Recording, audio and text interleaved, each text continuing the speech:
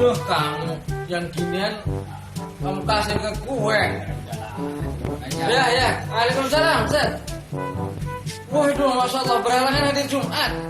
Aduh, Masya Allah, nih. Tinggal 10 menit lagi nih, Ustaz. Kenapa mendadak begini? Waduh, udah. Ya. Waalaikumsalam warahmatullahi wabarakatuh. Gimana nih hotip udah hadir ini? Kan saya kan menurut baru, belum bisa lagi saya. Gimana Pak aja lah, silakan gimana caranya? Mana ya? Yaudah, kalau gitu izinkan saya untuk menyampaikan masalah ini, ketidakhadiran khotib, saya sampaikan ke jamaah ya. Oke ya. Ya. Assalamualaikum warahmatullahi wabarakatuh. Bapak-bapak hadirin yang dirahmati Allah, kami informasikan pada siang hari ini kebetulan khotib itu tidak datang. Makanya mumpung masih ada waktu 10 menit lagi, kami persilahkan untuk cari masjid terdekat. Assalamualaikum warahmatullahi wabarakatuh. Alhamdulillah wassalatu wassalamu ala rasulillah wa ala alihi wa ashabihi wa mawala amma ba'd. Menanggapi video yang baru saja kita saksikan, saya perlu mengingatkan bahwa ibadah Jumat merupakan salah satu ibadah yang dalam konteks dakwah sangat strategis. Kenapa strategis? Karena jamaahnya banyak. Datang hadir dari sebuah kalangan. Anak-anak ada, remaja ada, orang dewasa, orang tua. Bahkan ada orang kaya, ada orang miskin, pendidikannya rendah, pendidikan tinggi, semua kalangan jamaah hadir. Ini sangat strategis. Tidak ada forum dakwah yang berlangsung secara rutin, jamaahnya hadir dalam jumlah yang banyak dari berbagai kalangan. Ini pentingnya. Nah, yang kedua, pada saat orang mendengarkan khutbah, semua jamaah itu dalam keadaan suci, sudah berwudu semua. Tidak ada forum-forum pengajian misalnya yang jamaahnya sudah wudu semua, kecuali mendengarkan khutbah Jumat. Dan waktunya serentak, nggak ada pilihan. Nah, oleh karenanya jangan sampai masjid mengalami peristiwa seperti itu. Khotib tidak ada, lalu dilemparkan kepada jamaah nggak ada yang siap, akhirnya orang disuruh cari masjid yang terdekat. Wah, nggak bisa begitu. Ini dosanya pengurus. Kenapa? Pengurus punya kewajiban mengatur, memanage, salah satunya ibadah Jumat.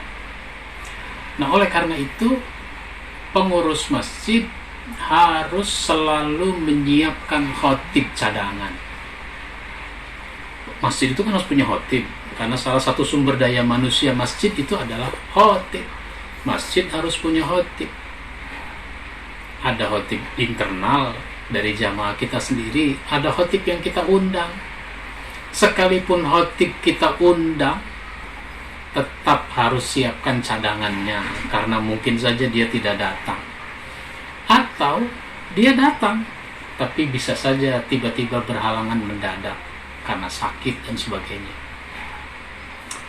Maka siapkan khotib cadangan. Wah, pengurus masjid itu tenang kalau sudah ada khotib cadangan. Setengah jam sebelum masuk waktu, khotib belum juga datang, pengurus tenang karena ada cadangan. 15 menit lagi belum juga datang, tenang karena ada cadangan.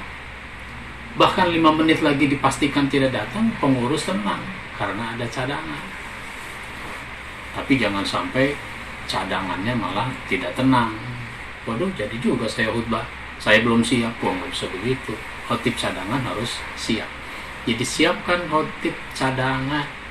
Untuk itu pengurus masjid harus mengkader jamaahnya, siapa yang potensial untuk bisa menjadi khotib. Bikinlah pelatihan khotib, atau tugaskan kader kita ini untuk mengikuti kursus dakwah.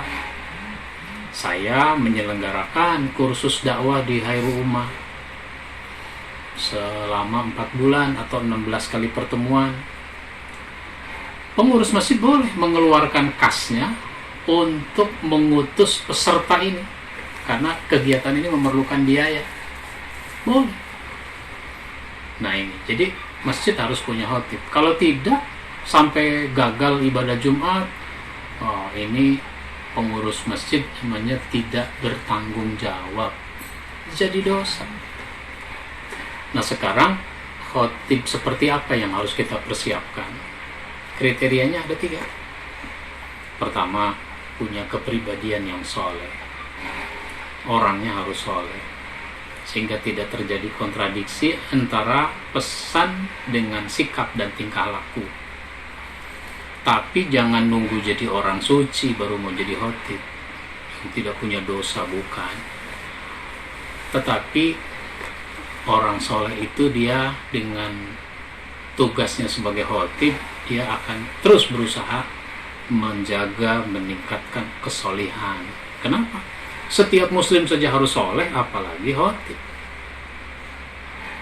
Yang kedua, wawasannya harus luas. Maka calon khotib, apalagi khotib, dia sudah berkhutbah setiap Jumat atau dia sering berkhutbah, dia harus terus menambah wawasan, menambah ilmu, sehingga nanti dia tidak bingung Jumat besok harus membahas apa. Ini banyak khotib yang bingung. Dia kalau punya wawasan yang luas, dia nanti bisa susun materi khutbah dengan baik. Hal-hal yang berkembang itu bisa menjadi ilustrasi dari apa yang dibahas.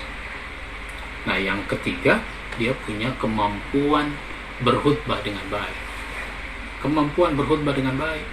Sehingga meskipun dia khotib internal, karena kemampuan khutbahnya baik, tetap menarik. Nah, khutbah harus menarik. Jangan khutbah itu terlalu tekstual, membaca saja.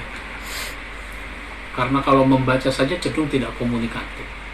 Nah ini, jadi punya kemampuan berkhutbah dengan baik, komunikatif, menguasai masalah, dan dia menyampaikan materi khutbah itu dengan pembicaraan yang lepas tapi terkendali, teratur, terarah.